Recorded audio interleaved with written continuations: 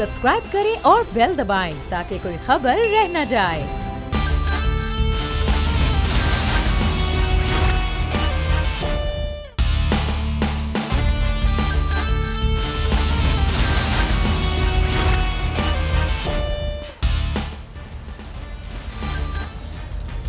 अस्सलामुअलैकुम। Special report with Mudassar Iqbal के साथ हाजिर खिदमत है। नाजरीन, पाकिस्तान के मुआशरत के लिए एक अच्छी खबर है कि पाकिस्तानी हुकूमत ने फैसले सख्त किए और उसके समरात ज़बरदस्त आ गए हैं। अब देखना यह है कि इन समरात के असरात एक आम आदमी के लिए कैसे होते हैं, क्योंकि इंटरनेशनल मूडीज़ का जो इदारा है उसने पाकिस्तान के लिए अच्छी खबर ये दी कि पाकिस्तान की जो मईशत है उसके मुस्तहकम होने के लिए दर्जा बंदी में बेहतरी की, कि जो मनफी हालात थे वो अब मुस्बत की जानिब जा रहे हैं। B3 कैटेगरी में पाकिस्तान को अब रख लिया गया। अब देखना यह है कि पाकिस्तान हुकूमत ने जो फैसले सख्त किए थे, यानी कि इस वक्त मामलात अगर पाकिस्तान में देखा जाए तो छोटा ताजिर है, बड़ा सरमायाकार है या सनतकार है, तमाम लोगों के लिए पिछले 15 महीने खासे मुश्किल तौर पर नज़र आए। पाकिस्तान स्टॉक एक्सचेंज बुरी तरह से क्रैश नज़र आई, लेकिन नवंबर के माह में ज़बरदस्त किस्म की तेज़ी आई और 6 साल में सबसे ज़्यादा बेहतरीन स्टॉक एक्सचेंज ने अपना रिकॉर्ड किया है, अपना बिजनेस किया है। इन तमाम तरह के असरात और स्टेबिलिटी, आखिर सवाल यह है कि सरमायाकार के लिए स्टेबिलिटी होना वो सबसे अहम है। अगर ये स्टेबिलिटी रहती है हुकूमत के इन फैसलों के साथ, तो फिर पाकिस्तानी मईशत अगले आने वाले दिनों में बेहतर हो सकती है। लेकिन जैसे फ्लक्चुएशन पहले रही है कि डॉलर की कीमत बढ़ी है, गोल्ड की कीमत बढ़ती रही है, महंगाई में इजाफा होता रहा है, इंपोर्ट को रोका गया और उससे टैक्स कलेक्शन में भी कमी आई है, और अब टैक्स कलेक्शन के मामलात भी बेहतरी की जानिब हुकूमत दावा कर रही है, स्टॉक एक्सचेंज बेहतर हो रहा है और पिछले एक माह से डॉलर स्टेबल हुआ, बल्कि कुछ पैसे कम भी हुआ है। इन तमाम तर चीज़ों के बाद हुकूमत का अगला हदफ क्या हो सकता है, अब यह देखना है कि आम आदमी को रिलीफ किस तरह से दिया जाता है। दूसरी जानिब जब हम देखते हैं कि सरमायाकार, बैरूनी सरमायाकारी के लिए पाकिस्तान में क्या अट्रैक्शन है, उसकी जानिब अगर देखा जाए तो वो बड़ा एक अहम सवाल पैदा होता है। बहुत से बैरूनी सरमायाकार इस वक्त पाकिस्तान में भी आ रहे हैं। चाइना के अलावा हम बात कर रहे हैं मिस्र के सरमायाकारों की भी आज वज़ीर आज़म पाकिस्तान से मुलाकात हुई है। पाकिस्तान में हालात की बेहतरी और पाकिस्तान में लेबर का सस्ता होना यह हमेशा से अट्रैक्ट करता रहा है बैरूनी सरमायाकारों के लिए। लेकिन इस वक्त मैं जैसे पहले अर्ज़ कर रहा था, स्टेबिलिटी का होना वो सबसे अहम है। इस तमाम तर सूरत हाल पर हम बात भी करेंगे, हमारे साथ बाहर मुआशियात भी होंगे और हुकूमत की जो मुआशी कोशिशें हैं इसके असरात, सबसे अहम बात है कि असरात क्या होने चाहिए। अब हम देख रहे हैं कि पेट्रोल प्राइस जो है वो इस 15 माह में 100 रुपये से ज़ायद आगे बढ़ा है और बड़ा है। लेकिन उसके बाद अब यहाँ पर यह कि पेट्रोल और गैस की प्राइस अगर रुकेगी तो फिर हालात की बेहतरी होगी। स्टॉक एक्सचेंज की आज सबसे बड़ी खबर और बेहतरी की खबर कि स्टॉक एक्सचेंज में ज़बरदस्त किस्म की तेज़ी देखने में आई। 40,000 पॉइंट से भी आज इजाफा एक वक्त में हो गया है। हम इस पर बात करेंगे। इस वक्त हमारे साथ मौजूद हैं स्टॉक ब्रोकर ज़फ़र मोती साहब। बहुत शुक्रिया ज़फ़र मोती साहब आपके वक्त का। स्टॉक एक्सचेंज में बड़ी ज़बरदस्त किस्म की आज हम तेज़ी देख रहे थे। 600 पॉइंट्स की बेहतरी भी होगी। ज़फ़र मोती साहब से भी हम बात करेंगे, लेकिन उससे पहले इस वक्त सनतकार अकील करीम डैडी साहब हमारे साथ मौजूद हैं, मईशत पे बड़ी गहरी नज़र रखते हैं। अकील साहब बहुत शुक्रिया आपके वक्त का। 15 माह गुजर गए हैं हुकूमत को, लेकिन ये मईशत के लिए खासे मुश्किल रहे हैं। अब मज़ीद भी हम देख रहे हैं क्योंकि बेहतरी उस तरह से नज़र सामने नहीं आई है। अब ऐसा क्या हो रहा है, हुकूमत ने ऐसा क्या कर दिया कि हालात में बेहतरी के अब वो दावा कर रहे हैं? इसके बैकग्राउंड में जाता हूँ ताकि आपको पता हो और आवाम को पता चलना चाहिए कि मुल्क में हो क्या रहा है। देखिए, पाकिस्तान का सबसे बड़ा मसला था कि हम बेतहाशा सब्सिडी देते थे और उससे कि हमें मुल्क कहीं भी चला जाए तो हम लोग जो पीछे जो साल हमारा निकला है बहुत मुश्किल साल था। उसकी वजह ये थी कि हमारे इंपोर्ट के बिल बढ़ गए थे, हमारी एक्सपोर्ट नीचे आ गई थी, हमारा करेंसी ओवर वैल्यू थी, हमारी सब्सिडी जो एक्टेड होती थी उससे ज़्यादा डबल ट्रिपल पे चली गई थी। तो गवर्नमेंट जब आई थी तो उनको जाहिर बात है ये सारी चीज़ें दिखी और दिखने के बाद उन्होंने बहुत सारे डिसीजन लिए। और बस जाहिर बात है आते ही उनको बाद सारे टफ डिसीजन लेने पड़े। $11 बिलियन की आपकी रीपेमेंट सर पे खड़ी हुई थी। अब वो सारी चीजें देखने के बाद गवर्नमेंट ने, प्राइम मिनिस्टर साहब ने अपने दोस्त मुल्कों के दौरे किए और वो चैलेंज जो कि उनको रीपेमेंट की सूरत में फेस करना था, वो दोस्त मुल्कों की मदद से वो आपका मसला हल हो गया। लेकिन उसके बावजूद भी आपको पैसे चाहिए थे। अब जाहिर बात है कि जब वो मेन इशू जब आपने रिजॉल्व कर लिया तो फिर आपको फायदा ये हुआ कि आपको IMF से पैकेज मिल गया। हो सकता है अगर ये सऊदी अरब वगैरह हमें सपोर्ट ना करते तो IMF शायद हमें ये पैकेज इतने आसानी से ना देता और मुश्किल क्रिएट करता।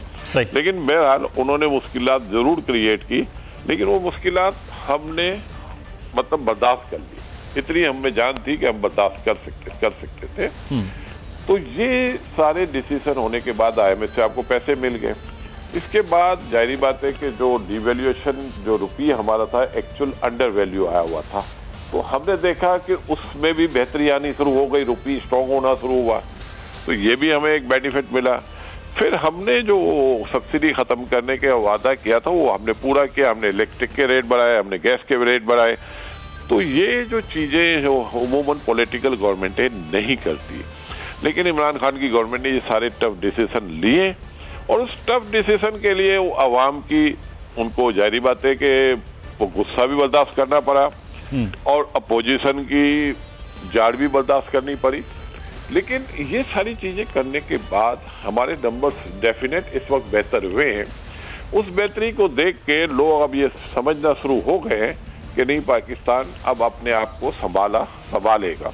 फिर आपका सीपेक सर पे करा हुआ है, 9 इकोनॉमिक जोन बनने जा रहे हैं, रेलवे ट्रैक आपका बिकने जा रहा है। लेकिन अकील साहब, मैं यहाँ पे आपसे ये जानना चाहूंगा, आप टफ की बात कर रहे हैं सर, टफ डिसीजन तो यकीनी तौर पर लिए, कुछ नंबर्स में भी बेहतरी आई है, लेकिन एक आम आदमी पर उसके असरात का होना ये सबसे अहम बात है। यहाँ तो बिजली, गैस, पेट्रोल वो सब बढ़े हैं, तो फिर आम आदमी पर इसके क्या असरात हैं?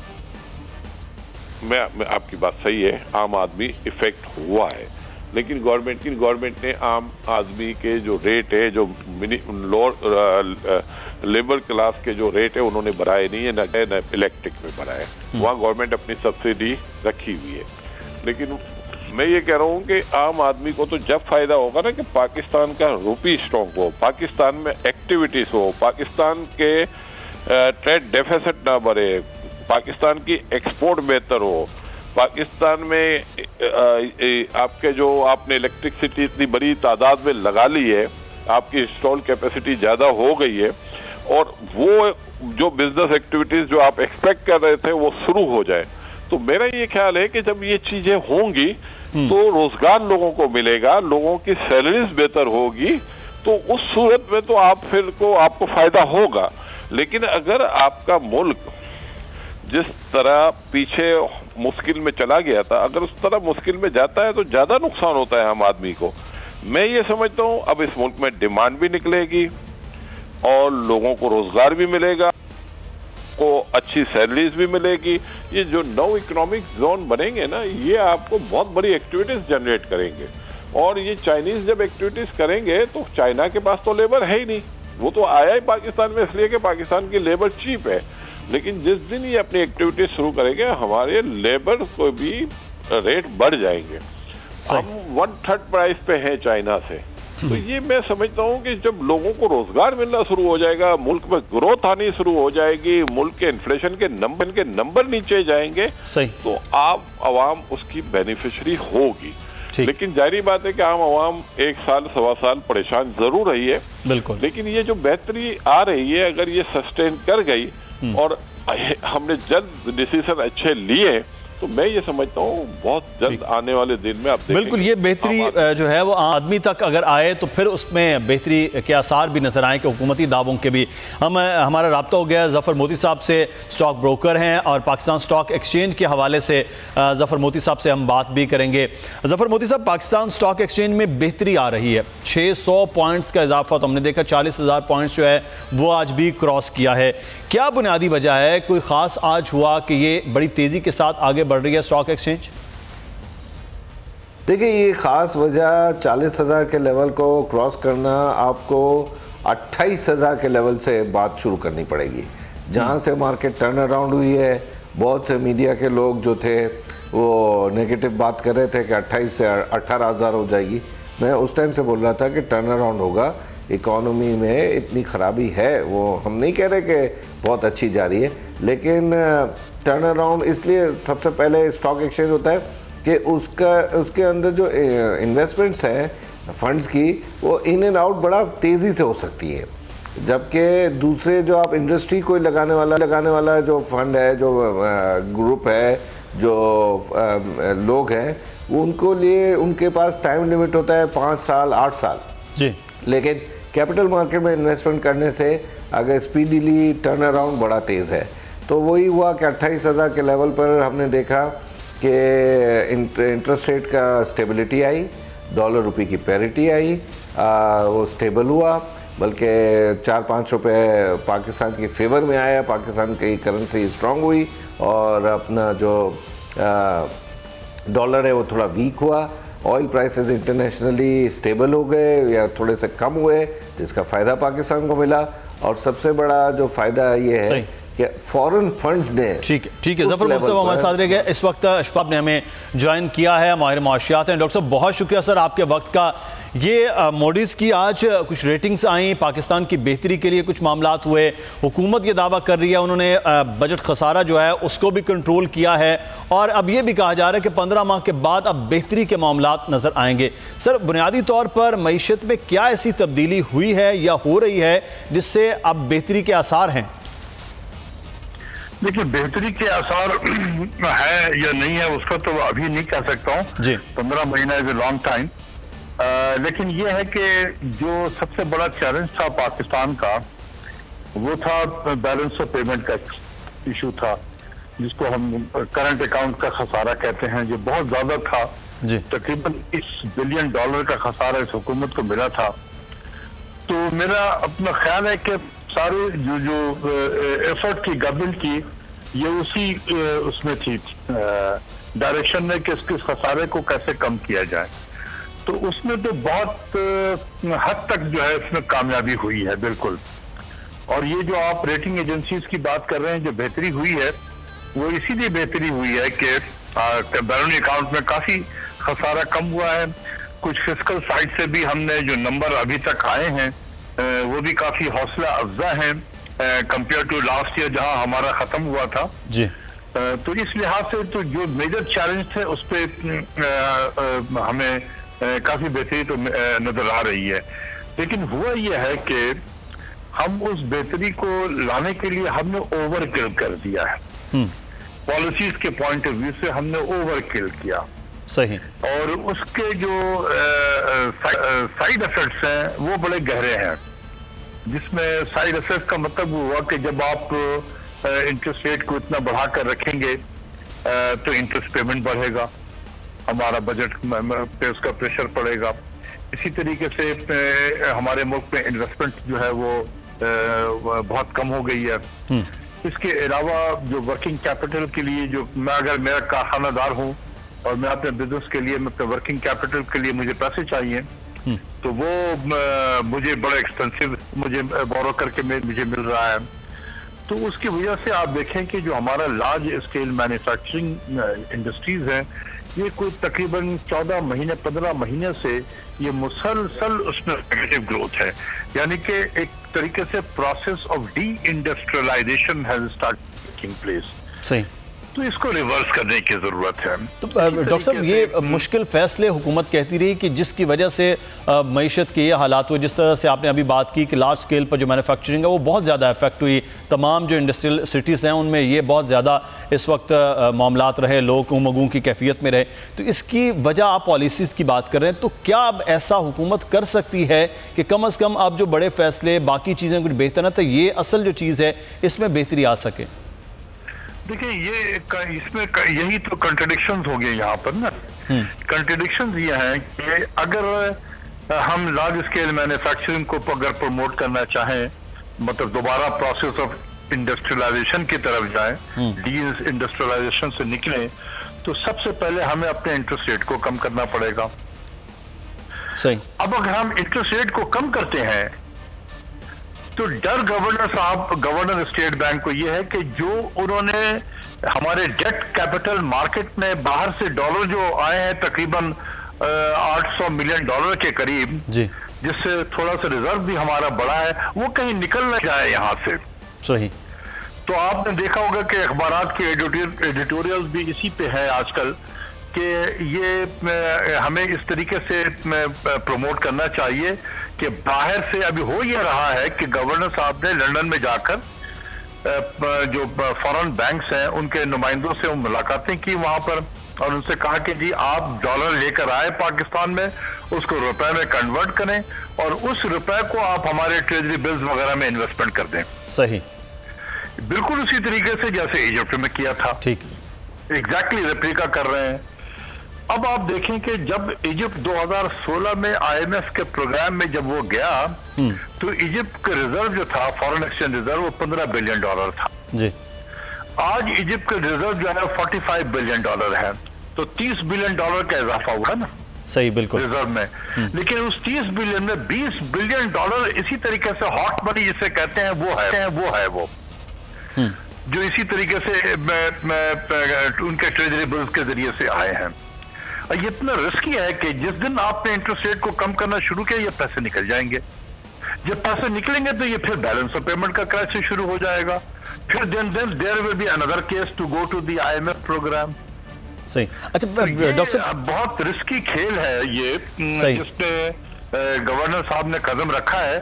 मेरी तो यह है कि इनसे हमें बचना चाहिए, इस किस्म के पैसों। डॉक्टर साहब, ये आपने बड़ी वो बातें की हैं जो इस वक्त मईशत के स्टूडेंट हैं मेरे जैसे वो समझ सकते हैं या बाकी। मैं एक आम सादा सवाल, सर ये जो बेहतरी के दावे अब रही है, खुशी भी हो रही है जी कि मोडीज ने रेटिंग बेहतर की है, पाकिस्तान के सख्त फैसलों के बाद असरात मुस्बत हो रहे हैं, एक आम आदमी के लिए सर अगले आने वाले ये जो 12 माह हैं, बाकी इस फिस्कल ईयर के जो बाकी 7 माह रह गए, उसमें आपको लगता है कुछ आसरी के होंगे? इसमें मैंने तो कहा कि जो बेहतरी के आसार हैं वो हमारे बैरूनी अकाउंट के खसारे पे है। सही। कि उसमें बहुत ज्यादा कमी हो गई है।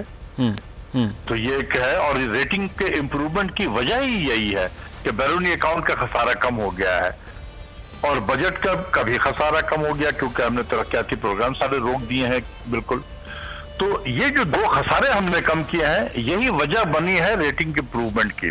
सही। क्या इसके असरात लोगों के पड़ेंगे, उसमें अभी बहुत वक्त लगेगा।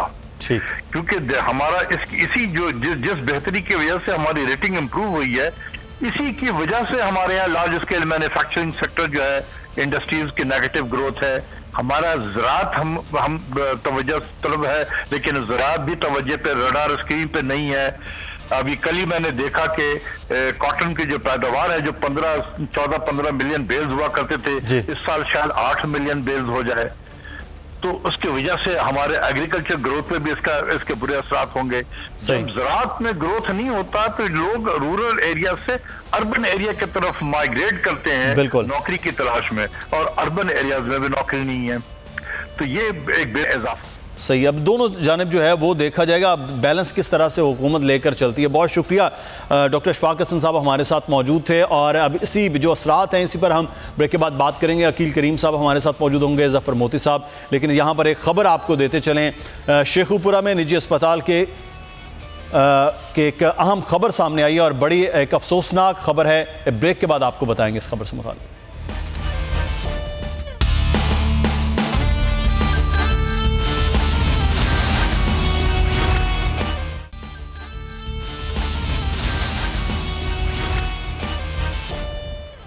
और एक बार फिर हम बात करेंगे इस वक्त पाकिस्तान की मईशत के हवाले से। अकील करीम डेडी साहब हमारे साथ मौजूद हैं और ज़फ़र मोती साहब। अकील साहब, आपसे जानना चाहेंगे, आज कुछ ही देर पहले मोडीज ने जो रेटिंग जारी की है, इस रेटिंग में पाकिस्तान के लिए मुस्तहकम और पाकिस्तान की जो इकनॉमिक स्टेबिलिटी है उसकी आउटलुक को कहा गया कि ये मुस्तहकम है, स्टेबल है। तो इससे जो बैरूनी सरमायाकारी की बात हो रही है बार बार, उनके लिए क्या अट्रैक्शन होती है? जब रेटिंग एजेंसी मूडी वगैरह बड़ी रिलायबल रेटिंग एजेंसी है, और ये जो चीजें पाकिस्तान में देख रहे हैं, तो जाहिर बात है कि उनको भी ये दिख रहा है कि पाकिस्तान ने बड़े बड़े टफ डिसीजन लिए हैं और पाकिस्तान की अब इकोनॉमी राइट डायरेक्शन पे जा सकती है। तो वो जाहिर बात है कि उनकी इस रेटिंग को देख के इन्वेस्टर पाकिस्तान का रुख कर सकता है। आपके पोर्टफोलियो में इन्वेस्टमेंट आ सकती है, आपकी फॉरेन डायरेक्ट इन्वेस्टमेंट आ सकती है, आपके रुपये पे लोग ट्रस्ट कर सकते हैं और आपके बॉन्ड की हील नीचे जा सकती है। तो ये सारी चीजें आने वाले दिनों में आप देखेंगे, क्योंकि ये मूडी का आउटलुक को पॉजिटिव करार दे रहा है। ये पाकिस्तान के लिए एक अच्छी खबर है और ये मैं समझता हूँ कि ये अच्छी खबर का फायदा लोगों तक पहुंचेगा। पाकिस्तान में आप देखें कि इस महीने की लास्ट मंथ जो आपका गुजरा है, आपकी एक्सपोर्ट 9% बढ़ी है। तो ये सारी चीजें, हर खबर पाकिस्तान के लिए आने वाले दिनों में बेहतर से बेहतर आ रही है। अब हमारे बिजनेस लोगों को भी चाहिए, बिजनेस लोगों को भी क्या है, एक्टिविटीज करें। अब इस मुल्क में जो लोग बेरोजगार बैठे हैं उनको रोजगार मिले, ताकि हम अपनी एक्टिविटीज। अच्छा, आप जो बेहतर की खबर की बात कर रहे हैं, एक और खबर आई थी जफर मोदी साहब, मैं आपसे ये जानना चाहूँगा, पिछले ये हफ्ते के रोज़ ही ये खबर सामने आई कि जो चीनी सरमायाकार हैं, चीनी सरमायाकारी $2 अरब के करीब पाकिस्तान स्टॉक एक्सचेंज में आ रही है। इसमें सरमायाकारी आने से पाकिस्तान स्टॉक एक्सचेंज में क्या बेहतरी हो सकती है? ये मुद्दे बिल्कुल खबर सच्ची है और ये आ रही है मार्केट के अंदर। और ख़बरें हमारी मार्केट जो है, आप देखें कि इतना बड़ा जो पॉलिटिकल क्राइसिस, यानी पॉलिटिकल तो नहीं, जो चीफ साहब का जो था अपना जनरल साहब का, उसके नौकरी पर जो एक्सटेंशन की बात थी, उसके ऊपर भी कैपिटल मार्केट ने पॉजिटिव लिया कि भाई उसने इससे घबराई नहीं। मार्केट घबराई थी एक दिन के लिए, 800 पॉइंट 500 पॉइंट ऊपर थी और 800 पॉइंट नीचे चली गई थी। लेकिन उसके बाद उनको जब खबरें आई कि ये कोई ऐसे इदारों में झगड़ा नहीं है और ये निकल जाएंगे, तो ये प्रूफ करता है कि इकोनॉमिकल टर्न अराउंड जो है वो कैपिटल मार्केट में आ चुका है। और अब हम इंतज़ार करेंगे जब इकोनॉमिकल टर्न अराउंड हमारी बिल्कुल, ये सरमायाकारी के लिए भी, एक बेहतर सरमायाकार के लिए भी। लेकिन अकील साहब, मैं आपसे जानना चाहूँगा, आप कह रहे हैं कि एक्टिविटी करनी चाहिए सरमायाकारों को कि अब ये हालात की बेहतरी है, लेकिन सर एक जो सरमायाकार है वो एक्टिविटी किस तरह से करे? मैं एक्सपोर्टर्स की बात कर लेते हैं कि वो इंटरनेशनल मार्केट को बराबर ही नहीं कर पाता है कि पाकिस्तान में बिजली महंगी है, गैस महंगी। हम बांग्लादेश की एक मिसाल ले लेते हैं, वहाँ पर चीज़ जब सस्ती होती है तो इंटरनेशनल मार्केट में कैसे वो एक सरमायाकार उस चीज़ का मुकाबला कर पाएगा? देखिए, मैं आपको एक बात बताता हूँ जी। बांग्लादेश में कॉस्ट हो सकता है, आप ठीक कह रहे हो, कम है, लेबर कॉस्ट कम है, लेकिन बांग्लादेश कॉटन हमसे मंगवाता है, बांग्लादेश यान हमसे मंगाता है, बांग्लादेश कपड़ा हमसे मंगवाता है, वो उसको री एक्सपोर्ट करता है, फिर उसको कामयाब है। तो क्या हम नहीं हो सकते? हमारे जो बिजनेसमैन है 10, 15, 20% तो कमा के भेजेंगे ना बांग्लादेश को, इसके बाद भी वो कमा रहे हैं। सही। तो क्या हम अपनी लेबर को जो 800 रुपए या 1000 रुपए दे के जो अब 16,000 या 18,000 देते हैं, क्या 22,000 नहीं दे सकते? बिल्कुल दे सकते हैं, 25,000 दे सकते हैं, 30,000 भी दे सकते हैं। सही। तो ये जो आपका सवाल है ना, उसका सिर्फ बेस्ट जवाब यही है कि बांग्लादेश में कोई कॉटन वोटन नहीं होती, वो हमसे मंगवाता है। बिल्कुल ठीक। इंडिया से मंगवाता है, उसको री एक्सपोर्ट करता है। तो कुछ चीजें हो सकता है, आप ठीक कह रहे हो कि उनके इलेक्ट्रिसिटी के रेट कम हो सकता है इनकी लेबर कम हो, लेकिन बाकी आप ये देखें ना कि हमें गवर्नमेंट ने, अगर ये कॉटन वगैरह हमारे मुल्क में हो रही है, तो उसमें गवर्नमेंट का बहुत बड़ा बेनिफिट देती है, इनको सब्सिडी देती है, फर्टिलाइजर में सब्सिडी देती है, तो उसी सब्सिडी को लेके ही आगे। सही। अच्छा जफर मोदी साहब, मैं आपसे आखिर में ये स्टॉक एक्सचेंज की कुछ चीज़ों को समझ आ रही थी कि 6 साल में सबसे ज़्यादा तेज़ी देखने में आई है कि 5084 पॉइंट्स का इजाफा हुआ एक माह के अंदर। हम ये देख रहे थे नवंबर में बड़ी तेज़ी इसमें थी। ये कौन से ऐसे इकदाम हैं कि सरमायाकार अब स्टॉक एक्सचेंज में इस तरह की दिलचस्पी ले रहे हैं? देखिए, उसका सबसे बड़ा ये है कि इम्पोर्ट्स अपने कम हुए हैं, एक्सपोर्ट्स तो ज़्यादा बढ़े नहीं है, लेकिन एक्सपोर्ट्स स्टेबल रहे हैं। डॉलर रुपये की पैरिटी स्टेबल हुई है थोड़ी सी। हम समझ रहे थे कि इस दफ़ा 13.25 से मैं खुद एक्सपेक्ट कर रहा था कि सिंबॉलिकली भी वो चाहते, अगर बाकर साहब तो ये चाहते कि वो 25 बेसिस पॉइंट या 50 बेसिस पॉइंट कम करते, लेकिन उन्होंने नहीं किया। लेकिन ये उन्होंने शो कर दिया कि अभी अगर इन्फ्लेशन यही रहेगी तो इसके बावजूद भी अब इंटरेस्ट रेट नहीं बढ़ेंगे, डॉलर रुपये की पैरिटी स्टेबल हुई। फिर आपके रिजर्व्स बढ़े हैं, काफ़ी सालों बाद आपका ये लग रहा है कि अब टर्न अराउंड जो आ रहा है रिजर्व्स में आ रहा है। तो ये रिजर्व्स जो बढ़ना है कैपिटल मार्केट को घबराहट देता था कि हमारे इंपोर्ट्स के लिए कितने पैसे रह गए, वो कम हुए।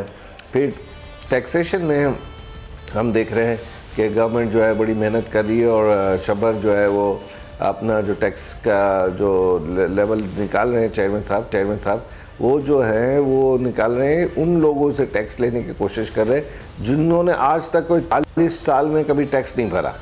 तो ये जो चीज़ें हैं ये शो कर रही हैं कि हम बहुत स्लोली, मैं ये नहीं कह रहा कि हम बिल्कुल ठीक है, अगर ये अब है तो इस इस्तेहकाम की वजह से सरमायाकारी के लिए एक बेहतरी भी है। लेकिन अकील साहब, मैं आपसे जानना चाहूँगा, एक सरमायाकार के लिए इस्तेहकाम ही सबसे ज़्यादा ज़रूरी है, तो ये किस तरह से श्योरिटी हो कि स्टेबिलिटी ये रहेगी? जिस तरह से फ्लक्चुएशन हमने देखी पिछले 15 माह में, वो नहीं हो, स्टेबल हो और मामलात ये बेहतर हों। देखिए, मैं आपको एक बात बताता हूँ, इस हुकूमत पे जाहिर बात है कि उन्होंने टफ डिसीजन लिए हैं, उस टफ डिसीजन की वजह से शोर बहुत हुआ है। लेकिन आप ये देखें कि वो डिसीजन लेने की वजह से इकोनॉमी की डायरेक्शन तो ठीक हो गई है ना। अब मूडी के रेटिंग को आउटलुक बेहतर करना, ये चीज इंडिकेट करता है कि अब ये गवर्नमेंट भी सेटिस्फाई हो जाएगी, क्योंकि इनको भी लगेगा कि इन्होंने कुछ किया है। वरना तो लोग तो उनके खिलाफ इतनी बातें कर रहे थे कि ये मुल्क ही डूब गया है पूरे का पूरा। लेकिन हम हमेशा अपने इंटरव्यू में यही कह रहे थे कि टफ डिसीजन लेना बड़ी बात है। अब जब बेहतरी की तरफ हम जा रहे हैं तो इंशाल्लाह आप देखेंगे हमारी एक्सपोर्ट में भी बेहतरी आएगी, हमारी लार्ज स्केल मैन्युफैक्चरिंग में भी बेहतरी आएगी, हमारी एग्रीकल्चर में भी बेहतरी आएगी। वीट की प्राइस भी इन्होंने इस दफा बढ़ाई है, वरना आप ये देखें कि पहले तो वीट की प्राइस। तो आपको उम्मीद है कि ये तमाम तर मामलात में बेहतरी आएगी अगले आने वाले वक्त में? बहुत शुक्रिया अकील करीम डेडी साहब, जो थे ज़फ़र मोती साहब, आपका बहुत शुक्रिया। और एक और अहम खबर से आपको आगाह करते चलें कि वज़ीर आज़म इमरान खान की ज़ेर सदारत हुकूमती मुआशी टीम का इजलास, अदालतों में FBR से मुतल्लिका ज़ेर अल्तवा केसेस से मुतल्लिक पेशरफ्त का जायज़ा लिया गया। बरामदात में नवंबर में 9.6% इजाफा हुआ है। ये वज़ीर आज़म को आज ब्रीफिंग दी गई है। वज़ीर आज़म का मुस्बत रुझान पर इत्मीनान का इजहार किया गया। हुकूमती इक़दामात के नतीजे में मुआशी इस्तेहकाम आया है, ये कहना वज़ीर आज़म का। कारोबारी तबके के एतमाद में इजाफा हुआ है। और अब आपको बताएं कि पाकिस्तान अपना आखिरी मैच भी हार गया और 5वीं बार पाकिस्तान वाइट वॉश हुआ है। एजाज वसीम बाकरी हमारे स्पोर्ट्स रिपोर्टर लाहौर से हमारे साथ मौजूद हैं। एजाज, तो यही होना था कि 5वीं बार की शिकस्त अजहर अली का मुकद्दर होती?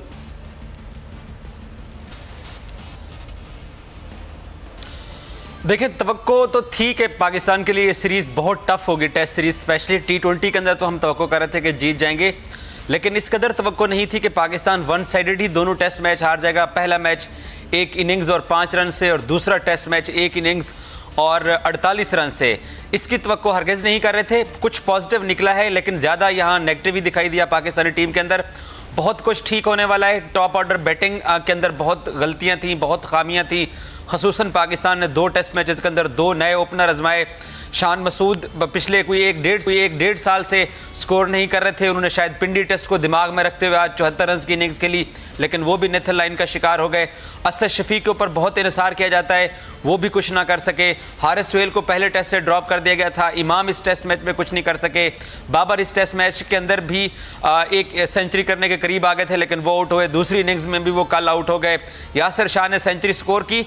तो मुदस्सिर, बहुत सारे लोग बातें कर रहे हैं कि जी अजहर अली को कप्तानी से निकाल दो, मिसबाउल हक को कोचिंग से निकाल दो, वकार यूनुस को बॉलिंग कोचिंग से निकाल दो। ऐसा नहीं होता। ऑस्ट्रेलिया अपने होम ग्राउंड पर बहुत अच्छा खेलता है, और पाकिस्तान तो माशाल्लाह 1995 से लेकर अब तक ऑस्ट्रेलिया के अंदर कोई एक सिंगल टेस्ट मैच ड्रॉ नहीं कर सका। कोई एक सिंगल टेस्ट मैच ड्रॉ नहीं कर सका। पाकिस्तान 1999 में ऑस्ट्रेलिया में 3-0 हारा, 2004 में 3-0 हारा, मुस्बत क्या है? मंफी तो बहुत ज्यादा है, जिसकी बड़ी एक लंबी फहरिस्त है। मुस्बत क्या इस टेस्ट से निकला है, सीरीज से?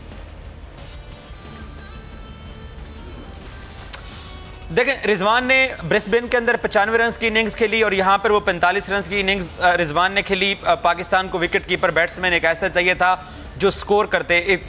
एक तो रिजवान का मुस्बत दिखाई दिया, दूसरा बाबर का भी टेम्परामेंट चेक हुआ। साउथ अफ्रीका में वो स्कोर करके आ रहा था, इंग्लैंड में भी उसने सेंचुरी स्कोर की हुई थी, तो बाबर की भी यहाँ पर अच्छी बैटिंग दिखाई दी। इसके अलावा शाहीन शाह अफरीदी, पाकिस्तान को एक ऐसा एक बॉलर मिला जिसके ऊपर ट्रस्ट किया जा सकता है टेस्ट क्रिकेट के अंदर, और वो लंबे स्पेल करा सकता है। और पूरी ऑस्ट्रेलियन जो क्रिकेट के जो फैंस हैं उन्होंने शाहीन की तारीफ की। बिल्कुल, ये कुछ चीजें जो पाकिस्तान की टीम में नई इंजेक्ट हुई हैं, वो बहरहाल बेहतरी के की जानिब भी हैं। बहुत शुक्रिया एजाज, हमारे साथ मौजूद थे। और यकीनी तौर पर जिस तरह यासिर शाह ने की है सेंचुरी स्कोर करके, पाकिस्तान के बैट्समैनों को यासिर शाह को भी देखना चाहिए कि उसी विकेट पे वो कैसे सेंचुरी स्कोर करने में कामयाब हुए हैं। प्रोग्राम से मुदस्सिर इकबाल को इजाज़त दीजिए। अल्लाह हाफिज़।